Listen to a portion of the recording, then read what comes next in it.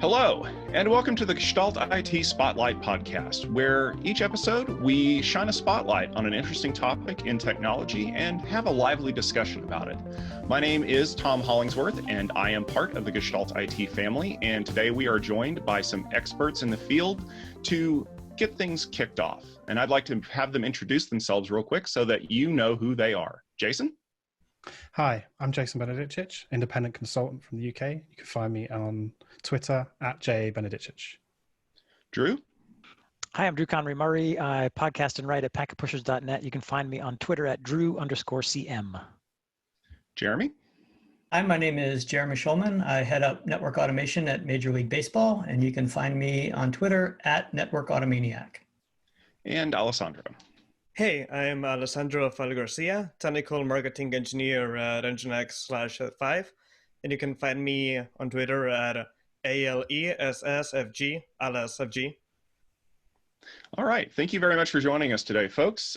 Let's go ahead and get kicked off with the topic for this Spotlight podcast. Unless you've been living under a rock for the last several years, you probably are familiar with the Application Programming Interface, or API. It is becoming a standard way for us to interface not only with software, but with devices that run that software. We are trying to do magical things with APIs now, but not all APIs are created equal. And as we begin to develop more and more around APIs and their ability to be accessed, we're finding that we're hitting some limitations, which means we have to develop new thoughts and new ways to do it. And one of the latest is a real-time API. But is real-time API all it's cracked up to be? In fact, in this spotlight, is real-time API just a fad? Now, Alessandro, you're kind of our expert here because of your work at NGINX. I would like you to kind of kick this off and give us a highlight of real-time APIs and what they mean to you. Okay, sure. So first, let's say what a real-time API is. A real-time API is an API that can process an end-to-end request in, well, here at NGINX we say around 30 milliseconds, but you can take it a little bit higher, 50, 60 milliseconds. And well, the short answer is that no, it's not a fad, and I will tell you why, very simply put. Say you have a rideshare app, call it Uber, Lyft, whatever. You have a driver, you have a customer. You have to make sure that the driver can report their location basically in real time to the customer so that the customer knows where to expect to drive, the car. And, well, if your API takes, or your series of APIs take couple seconds to process, well, this couple seconds could be the difference between the driver just taking a right turn in some place and being somewhere else, or a customer missing their car for whatever misalignment reason. So I think maybe a good question here would be, we have had APIs for years. I can remember reading about them all the way back in the days of Windows 3.1. What has gotten us to the point of these real-time APIs, and what do we contrast them against? Because there's probably terminology that people have heard about things like RESTful APIs. Now, Jeremy, you've done a lot of work in this space on both sides of the fence. What is it about a real-time API that differentiates itself from traditional stuff, like let's just say a RESTful API?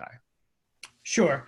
So I think what Alessandro is saying is that a real-time API matters when the responsiveness is at stake, right? So some people might look at network automation tasks and say, I don't care how long it takes as long as it's done within a minute or two. And some people might be trying to get data out of a system and they need to have the responsiveness within a second, because seconds matter to what they're looking at. If you're working on a lifetime or a life critical system versus a non-life critical system. So I think, where it matters is the responsiveness, as Alessandro said. And by and large, the question for most network engineers might be is well, does this really matter to me based on the types of use cases I have? And I would say that it might, and it could. Okay, I think that's probably pretty fair, because a lot of people who are on the infrastructure side of the house are just used to this idea that APIs are eventually consistent. I tell it to do a thing, and eventually I'll get an email or a message back in my platform that goes succeeded or failed, and then I have to go dig that out. But as you said, when we start getting into applications, into software that is more mission critical, whether it's running a medical system or trying to land a rocket on a barge in the middle of nowhere, milliseconds count. Now, Jason, I wanted to toss this to you a little bit because I'm sure you've had a lot of experience working with APIs from your perspective. Is it really necessary to have real-time API feedback in your line of work? So it kind of depends. And I know that's a really stock answer and I hate it, but it's about the user experience, right? If it's my bank or a financial application, I would like that real-time feedback. If somebody has just fraudulently used my card, I would like to know as soon as it happens. And that's kind of one of the areas I expect that real-time APIs would make a really big difference and a huge benefit. And like the example Alessandro gave of ride-sharing apps or food delivery, if I need to know when they're going to be at my front door so I can pick it up, then that's important for me, right? But in the day-to-day world, especially where I came from as being an infrastructure engineer, I don't really mind if I'm telling something to be configured in a way, as long as it's finished by the time I've finished a coffee, it's kind of okay.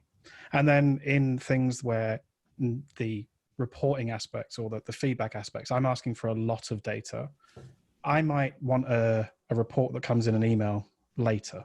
So I don't have that need for it if it's not critical to me.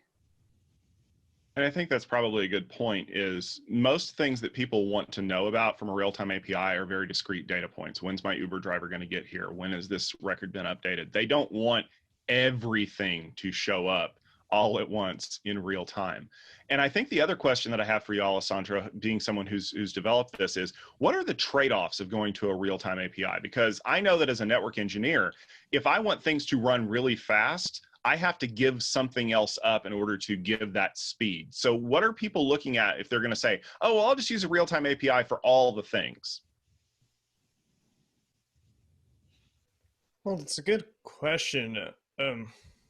And it will depend on how you implement your real-time APIs at the end of the day. There's a very easy way to get a real-time API, achieve a real-time API, which would be to simply have very simple, I guess, API with that process like one request at a time, sends back very small amount of data. That will take milliseconds to process. And, for some stuff that might be fine, for some apps or some of your requirements that might be fine. But as you grow in complexity and you need more APIs, and you need APIs that can process more data at the same time, then depending on how you have configured your whole API ecosystem, it might not be possible to achieve a very low latency per se, unless you do some very, I was going to say hard, but not really, unless you really spend some time optimizing your whole infrastructure. So what you're telling me is that I can't just turn things on and hope that it works out for the best, because I know what that feels like in networking. Oh, hey, BGP and ISIS are really inefficient protocols because they were written for networking gear 10 years ago. I'm going to completely rewrite this routing protocol. And then I find out that when it has to exchange messages at a certain size, that everything falls apart. Drew, you and I have a lot of background in the networking space, and I think that that's one of the things that we've seen, especially with the advent of cloud, is that certain things don't scale very well when you get them to a certain size. What are your concerns about real-time APIs as we get into this world of, too much data versus not enough, too much responsiveness versus maybe it will eventually show up? I guess my concern is being able to, do you have the monitoring and traceability infrastructure in place to understand if you need real-time APIs and you're not getting them, who's at fault? Is it a network issue? Is it an issue in your API gateway? Is it the way your application has been architected and the microservices and how they're working together? So trying to figure out, my feeling is that initially people are going to blame the network, talking about when you need a real-time API, and we have to make sure we're not just leaving it as a network problem. You have to look at the whole infrastructure behind it as well. Yeah, I think that that's one of the things that you have to take into consideration. I mean, it's just like Amazon Web Services storage. There are lots of options, and they all have a very specific fit. And if you pick the wrong one, you're either going to be really upset at the performance or really upset at the bill. And we have to make sure that we match those kinds of things. That's the other So thing, if I can just interrupt you, Tom, is you have to, when we're talking about real-time APIs, the main thing that's come up here with everybody is it's really use case dependent. If you need it and you have a business case for it, be prepared to pay up for it and again, put the correct support around it. So I guess the next question that I have for this, because we've been looking at this from the perspective of people who are using the applications, who need that instant data, but they're not the only people who have to interact with these things, because Lord knows there are developers out there.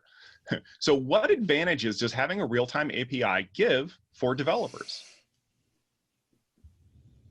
Sure. I mean, I'll take a stab at that. I was thinking about this. Bringing it back to the world of network engineering or network automation, we hear two things in the market right now. One is streaming telemetry, for example.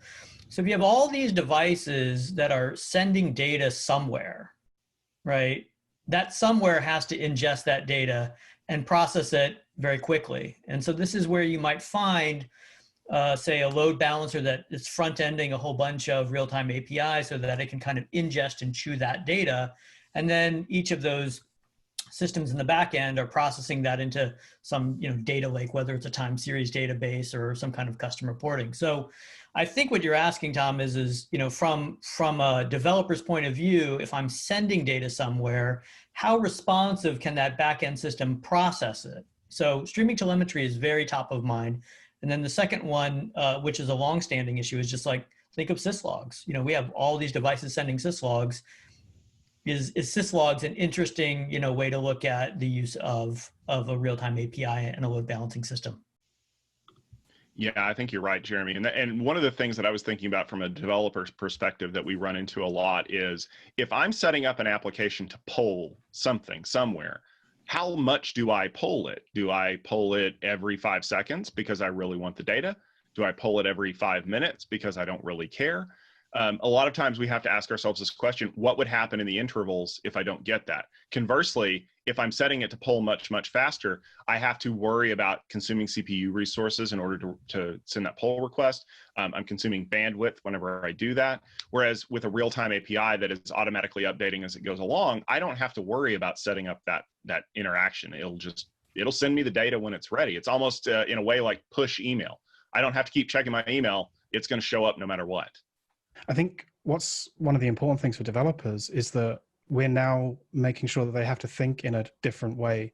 When we're thinking about real-time API, we have to think about what's going to be making the acknowledgements, where that data is going to be persisted. It may not be that you're going to persist it all the way down to a database to give that response. It might be that you are better off giving that response from a event broker or a message-based system, where we know that the message has been received and acknowledged, but it might not have been written to disk yet, or it might not have been written to a data store, a database, or those kinds of things. And if you've got that asynchronicity in your application, that eventual consistency, you can make things at the API layer a lot quicker. But you also have to have some trade-offs of, if it's something where I want to be able to report on it within a period of time, there may be some delay in that. And I think that gets back to the conversation that we were having earlier is, people expect a real-time experience, but we've all been internet citizens long enough to know that nothing is truly real-time, depending on how far you're sending those packets. So what is an acceptable real-time experience? I know, Alessandro, you said that in your definition, it's 30 milliseconds or less, but, some users are used to hundreds of milliseconds of latency to get a request back and forth. So are we looking at a situation where as long as it's sub-second, everybody's fine? And can we tweak those parameters to kind of, offset resource utilization versus, I have to know right now? It really depends on what your application is and whether you're, I guess you could say, like a B2B business, or you're like a customer-facing business in the end. If you're a customer-facing business, then any performance gain you can get in your APIs versus some other competitor, it's going to be mission critical, because if you have two apps that do the same thing, you're gonna choose. Well, no, it's not the only thing that matters, but if they're very feature-wise, they have a huge parity, you're probably gonna choose the app that takes like, I don't know, a minute to do whatever you were trying to achieve, be that like order a car, order food, or check your latest flight information, versus the app that takes 5 minutes, which might be an exaggeration, maybe just like 2 minutes to do the same thing. You're naturally gonna tend to use the more responsive application, and in turn, you're more bound to recommend that app or system to your colleagues and friends. If it's B2B business, things are a little bit more finicky, then maybe I guess you could say that for some use cases, anything sub 1 second will be fine. But it also then again depends on what you're doing. Say Zoom, which we're using right now to record this podcast. It takes, if the latency has to be minimal, it takes the human eye like around 30 milliseconds to process new images, 20 milliseconds to synchronize the video you're seeing and the audio that you're hearing in your brain. If you start introducing more latency to that, that's when you can start experiencing some like weird audio video issues, or you say something and then it takes a couple seconds for whoever you're speaking with to get back at you, because there's that native latency between both of you. Yeah, I think there's also another area, going back to the developer question. If you're interacting with another system that has an expectation of responsiveness, then the systems that you're building may require a real-time API. For example, I've been doing a lot with chatbots, and the way that the chatbot server system, like say Slack, for example, it's expecting to respond back within like say 300 milliseconds or whatnot, or you get this kind of timeout message, in the chat. So your back end, the software that you write, has to be responsive. Otherwise, it's going to break the user experience, to Jason's point. So it's not always just about the systems that you're making, but the systems that you're interacting with as well. And I think that that's actually a really good point, because that's the next thing I think is an important thing to discuss. So we talked about user experience, we talked about developer experience, but there's a big looming thing out there that we need to talk about, which is technical debt. So just because this is the new hotness does not mean that there's not a whole bunch of old stuff out there that's hanging out. And if you've ever tried to write something in RESTful APIs, you know what I'm talking about. Those are not going to go away today because we have something new and cool, because software has to be rewritten, refactored, and all that other stuff. So I guess the big question that we have now is, let's just assume that real-time APIs are not a fad. And okay, we've blown the premise of the podcast away. What does it take to refactor your applications to use real-time APIs? And does it make sense to chuck things like RESTful out the door because this is better in every way? And how do we convince the business stakeholders to say, hey, remember how we told you that we were going to cost like, $1 million to write that app last week? Yeah, we're going to have to spend another $500,000 to rip out this part that you don't really care about, because this is actually just a little bit better. Can we get rid of this technical debt? And should we even get rid of this technical debt? I feel like I'm repeating everything that everybody else has said, but it depends. Like, if you've got an application and it does fine at 300 milliseconds, and you're going to go to the business and say, we need to spend X amount of dollars, and hey, we'll get you a 10x improvement to 30 milliseconds, but it's fine at 300. Is that investment really worth it? I guess it comes back down to what your customers are expecting, what your end users are expecting, what your partners are expecting. And it can't just be that this is the cool new thing. There's got to be a business driver behind it. Yeah, but I think business drivers could be somewhat, I don't want to say the word obvious, but if you look at, say, for example, ticket sales, like, say for sporting events, if I'm a consumer and I want to buy a ticket, and there's 1,000 other people that want to buy tickets, we're all competing for buying a ticket, then the responsiveness of an API and that user experience really matters. And I think you can translate that use case to, probably a lot of other things, like, if we ever get to go to concerts again, for example, that would be great. It does get to that, but I think, Tom, you're asking somewhat of a different question, or at least I think you are, and I'm really kind of hoping Alessandro might share a little bit more insight into how a real-time API differs from a REST API in the sense of the way a developer would have experienced it. Because like say with a REST API, I could say, well, give me some data. I make a GET request. And how I form that GET request, is some URL, and then the server responds to it. And whether or not that happens quickly or not quickly, we could talk about that as responsiveness. But I'm curious how, Alexander, you would frame that programmer experience slightly differently for REST versus a real-time API, because there's a lot of people that might not know that nuance, and that would help answer Tom's question. Well, to be probably, I guess, not really honest, but to make things clear, a real-time API can be a RESTful API.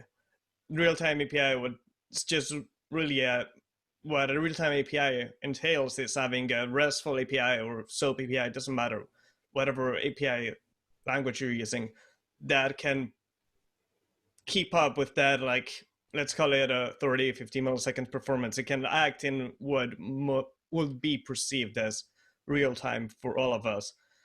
From a developer point of view, all that means is that really, if you're making a GET request or, sending a post or put to whatever your RESTful endpoint is, it'll basically almost feel instantaneous. You'll just send your request, and just like that, you'll have your answer come back to you.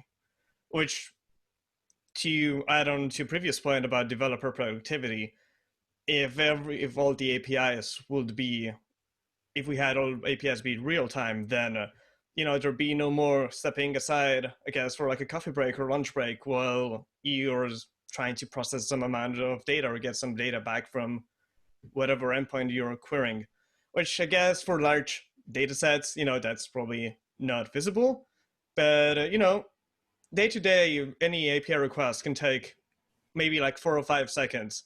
If you reduce that to 30 milliseconds or even like 1 second, and you're a developer that interacts with APIs constantly, those 4 seconds you're saving will add up very fast and will really just allow you to develop whatever thing you're developing so much faster. And also, everybody likes to get a response whenever they ask for some data or process some data, so they also feel probably a little bit happier. I think, though, going back to Tom's question, though, is like, what's the business impact of going from, say, a traditional REST API to something that is real time, right? What is it worth it? Is the juice worth the squeeze for that? And I think as developers or application people are building newer and better features, using a real-time API as a kind of a front-end gatekeeper, almost as an API routing mechanism, can shield the differences and changes within APIs. Because what I've experienced over the years dealing with APIs is an API will change from version to version, and generally that can break somebody's code. So if an API goes from version 1 to version 2, and I've written 10,000 lines of code against version 1, I'm like, great. How much, what's the impact of going to version 2? Can I even do it? How long is it going to take me? Is it going to cause a whole bunch of bugs? And maybe there's an aspect of real-time APIs that could address that risk. And that's what I'm kind of curious about.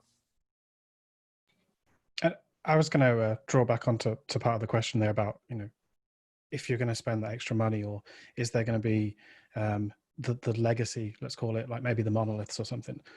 The thing about API services, and the good thing that comes from this, is that you don't have to do every method. You don't have to do every call. You could take one part of your legacy and improve it. You could take the part that is responsive for reporting, for example, and improve that. And you're fronting that with some newer services and then calling back into your legacy afterwards. You don't have to do this all at once. That you can take it, the most important pieces at a time, and then it's not a huge upfront cost. All right. I think we're just about to the point where we want to wrap this conversation up. We've had a lot of great discussion about APIs, what the differences are, how they're constructed, and really what the future looks like. I think that, based on what Alessandro said, I can firmly say that APIs are real-time APIs are definitely not a fad. I think the bigger question is going to be adoption. Are people going to start using them? Are people going to start embracing them? I mean, as Alessandro said just now, they can function as RESTful APIs. So I mean, I don't think there's a huge programming gap to get over, but I think it's kind of like buying a new car. It does everything my old car used to do. Oh, and it has all these new features that I really wish that I could take advantage of. And then a couple of years from now, you're like, I don't know how I could ever live without it. So maybe I think the question for most people is going to be, where can I go to learn a little bit more about real-time APIs? Alessandro, since you are our guest from NGINX, are there some resources that they can go to learn more about real-time APIs with what you guys are doing? Okay, yeah, if you go to your blog, nginx.com/blog, then do /tag/real-time API with dashes between real-time API, you'll find our whole series of blog posts that we've written and some third-party benchmarks and third-party analysts have also written some blog posts, and you can find all the relevant information you could ever wish to get started on your real-time API journey. Awesome. And we'll make sure that that URL is in the show notes so that it's clickable for all of you who are listening and watching along at home. All right, well, that should just about wrap up this discussion. Thank you very much to our guests for joining us today. It was great.